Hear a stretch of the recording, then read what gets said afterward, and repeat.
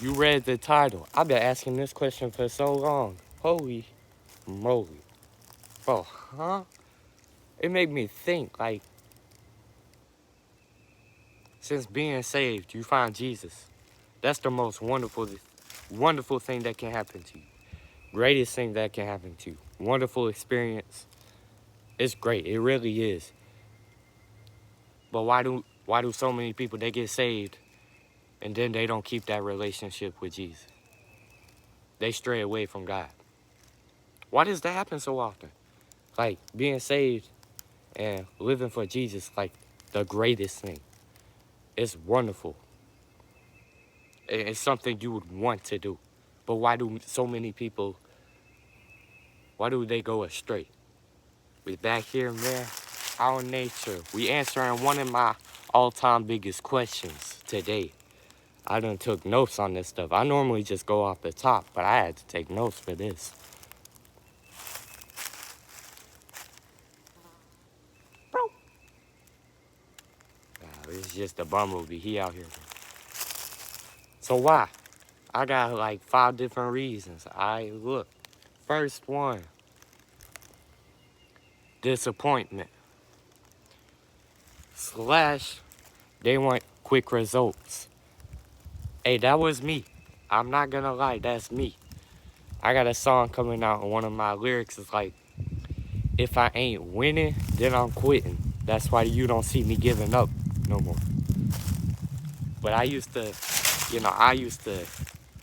like go about, it was with sports, it was with my relationship with God, it was with anything. If I didn't see quick results, like if I was losing, I wanted to quit. I was not willing to fight my demons, go through that struggle. I wanted quick results. And if I didn't get those quick results, I was disappointed. Like, man. And that's kind of like what a lot of people's relationship with God is. They want it to be like the most wonderful thing ever and super quick results. Like, they immediately start getting all kinds of stuff manifested for them, stuff like that, just because they have a relationship with God. And that can happen, but sometimes it's in the long run. And people are super disappointed when it doesn't work out for them. Plus, on the side of disappointment, something may happen along the way, a big trial. Some people, their trials are too heavy. The trials are what make you a follower of Christ. I'm going to tell you right now, if the devil ain't trying to attack you, you ain't doing it right. Can I get an amen? If the devil is not attacking you, then you ain't doing it right. I can tell you right now, this is how you know. If you walking through and you don't have no disagreements with nobody, you're not going to face no kind of obstacles through your life, you ain't doing it right.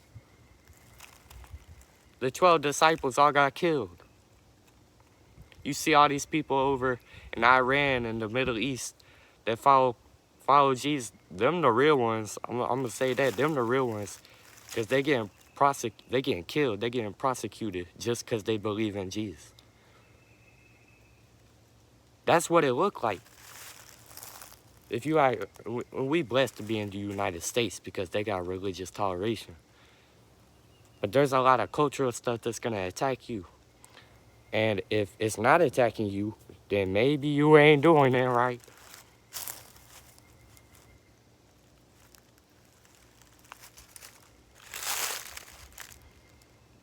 Number 3. You know what? I'm actually going to touch on number 1 again. Disappointment. If I didn't say it already, a loss. They suffer a loss of something big. Like they're in Job's situation. They done lost their whole family or something. This actually happened to one of the people in my household. They lose their whole family. And instead of, wondering why this happened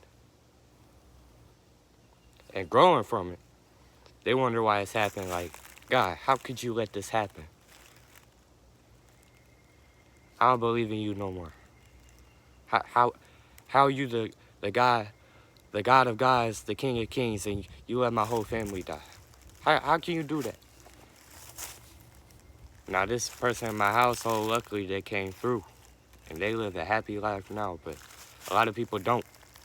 Their faith ends right there. The devil done won. They took that person away. Do they come back? Oftentimes, yes. Because in the long run, Jesus always come out on top. But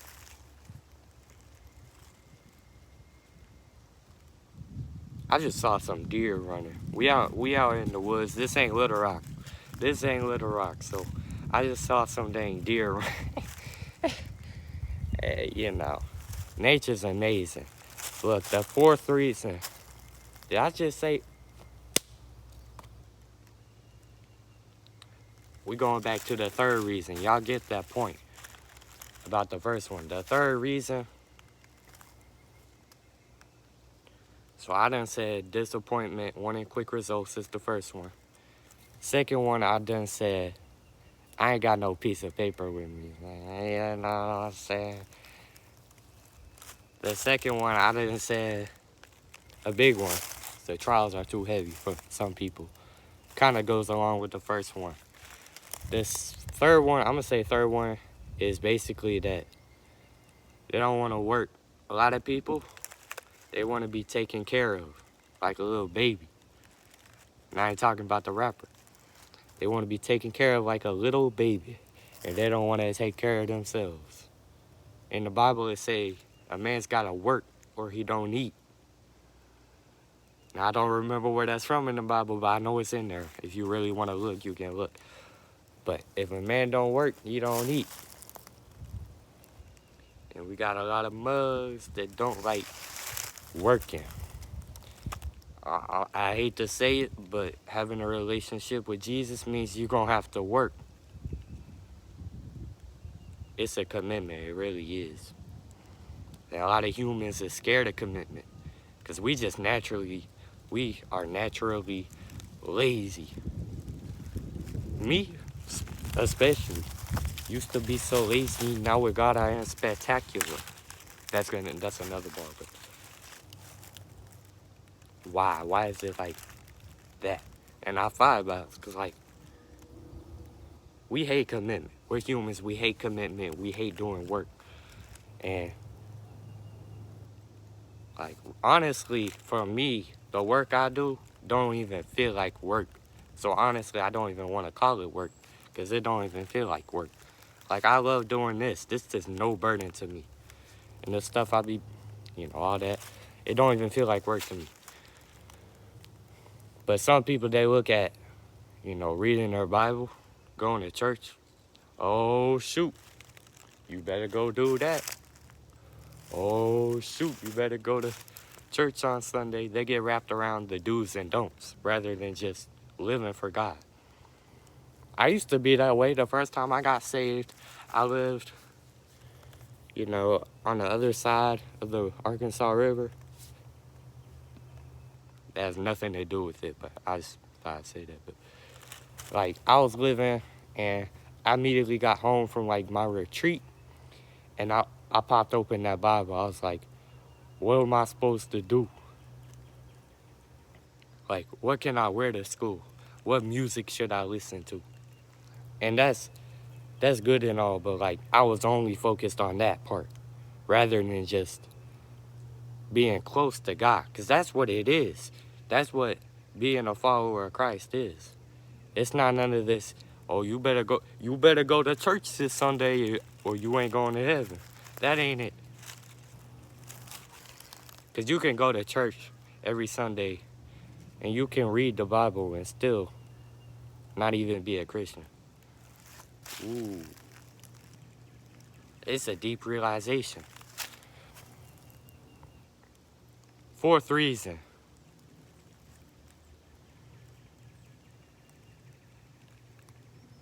I just like being out here, man. Fourth reason. They know the wrong God. And I ain't talking about Allah or Buddha. Nothing like that. Jesus just ain't the same person to them that he really is. Jesus is something not something. He's he's a being. He's someone, presence among you. that you want to feel. You want to welcome that presence in. Again, we got angels and demons fighting for our soul, and you want to invite the angels in. So, how do we know what these angels look like? A lot of us, we don't. We don't know what these angels look like. And for the Spirit of God to come within us, we got to unlock some things. And a lot of other religions look at this. They call it the Kundalini. It's basically the Holy Spirit in a Eastern term. It's the same thing. We all got spiritual gifts, but you got to unlock it. And I made the other video about that. These people, they know the wrong God. And this is kind of the same thing as number 3. They know God is a commitment. And he is, but like, not a commitment. Oh, you better not say cuss words. Oh, you better go to church every Sunday. He's more than just that. That ain't but like a fourth of what God is. And honestly saying that's a fourth of God, that's disrespectful. That's such a small part of what following God is. Just doing the, oh, you better not say cuss words. Oh, you better go to church every Sunday. Oh, you better work. You better listen to worship music instead of rap. That's such a small part of what Jesus is. But a lot of people, that's a lot of what he is. That was me. That was me the first time I got saved. I ain't gonna lie. 5th reason. Completely based off the Matthew parable. The one about the seas. I remember everything. I read this junk like 5 years ago, the first time I got saved. And it didn't mean nothing to me. Right? Because I was like a little 8th grader. Or whatever. No, I was in 7th grade, but like, it means a lot now. Alright, so basically, long story short, there's a whole passage I could read, but I'm out in the middle of nature. I ain't got no Bible with me. I'm meditating, talking to God over there on my spiritual rock. I like sitting on rocks. Not all of them spiritual, but I just like sitting on rocks. You know, that was all made by God, so that's spiritual enough for me.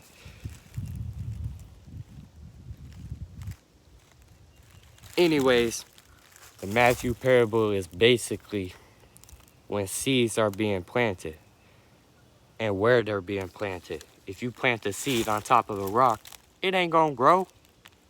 Where the fertile soil? You got a big old rock just blocking the seed from germinating and growing. You just got a whole bunch of stuff saying, nope, you ain't finna grow.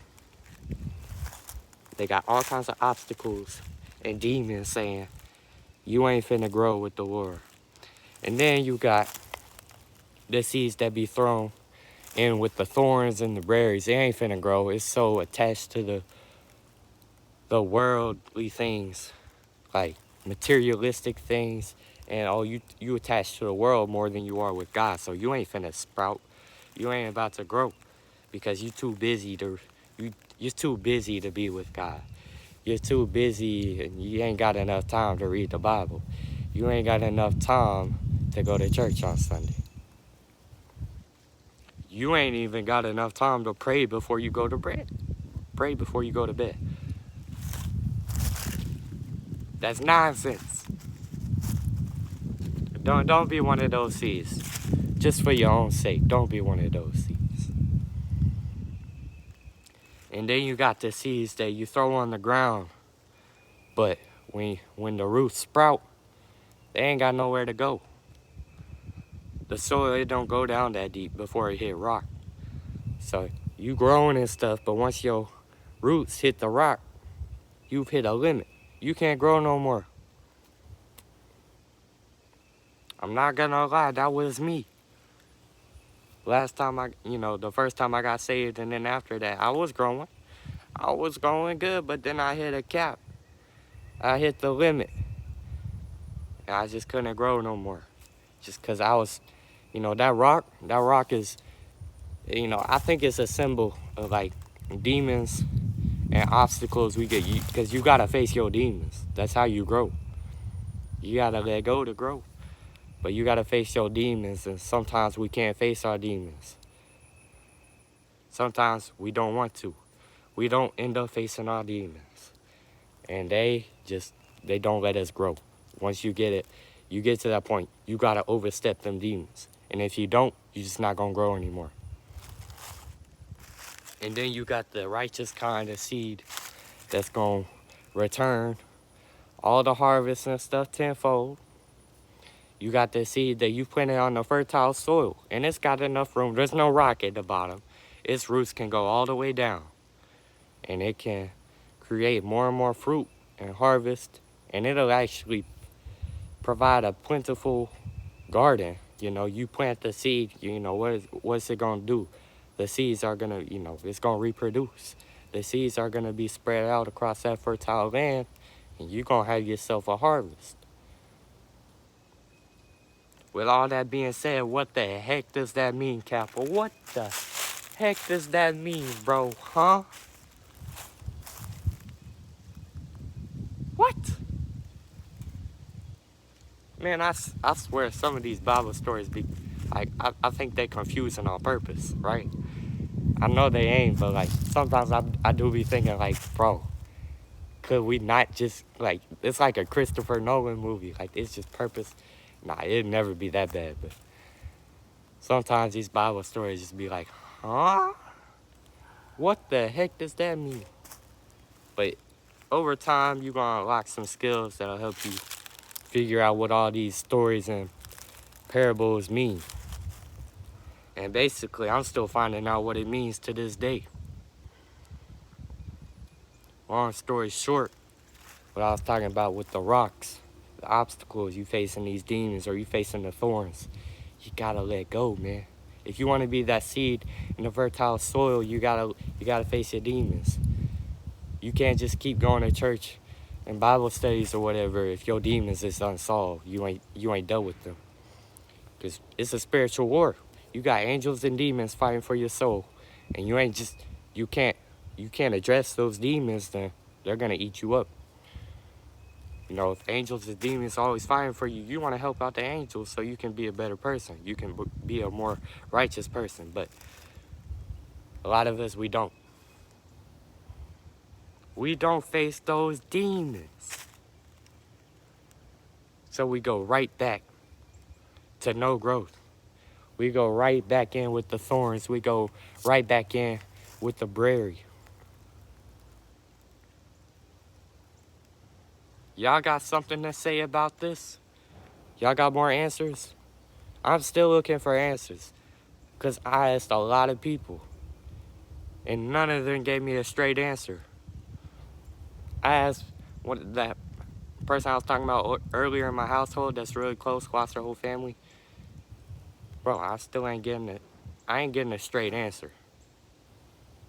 It's something like we really gotta dig deep. You gotta dive deep to have that answer. Look, I just like sharing what I experience or something I figure out with y'all. Again, I'm just a little kid. I'm freaking 17. I ain't even doing nothing too big. I'm just a regular dude. So I just like sharing with y'all some of my experiences or something I may have figured out and I want to share with y'all. It ain't nothing more than that. I ain't no, like, I'm just a regular dude. You know what I'm saying? I ain't go to school to preach or nothing like that. I don't even like school. But yeah, this is why I figured out about that so far. If I got any other information, there will be a part 2. Best believe that. There probably will be a part 2. I'm still finding out answers. 5 answers to that question ain't enough. Is there one big grand answer that ties all of them together? I may figure it out. But till then, we gonna be chillin'.